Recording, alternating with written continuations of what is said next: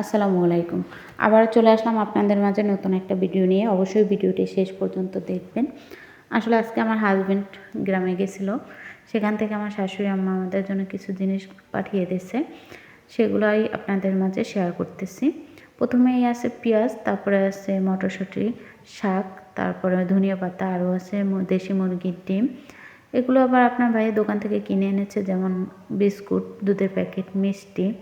আসলে মিষ্টিটা আমার খুবই পছন্দ, তাই আপনাদের ভাই আমার জন্য দোকান থেকে কিনে এনেছে এবং আপনার ভাইয়ারও খুবই পছন্দ মিষ্টি। তাই আমি মিষ্টির প্যাকেট খোলার সাথে সাথে তাকে বলছি তুমি একটা খাও, কিন্তু সে বলছে না আমি খাবো না, তুমি খাও। তাই আমি একটা খেয়ে নিলাম।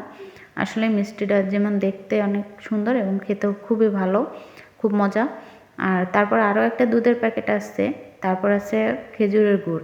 এটা একবারে তাদের কুষ্টিয়ার অরিজিনাল খেজুরের গুড় আর কি, দেখতে খুবই সুন্দর এবং দেখেই মনে হচ্ছে এটা খুব ভালো।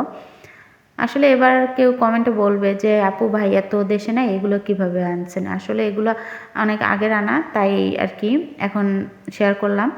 অবশ্যই ভিডিওটি ভালো লাগলে লাইক কমেন্ট শেয়ার করে যাবেন। আসসালামু আলাইকুম।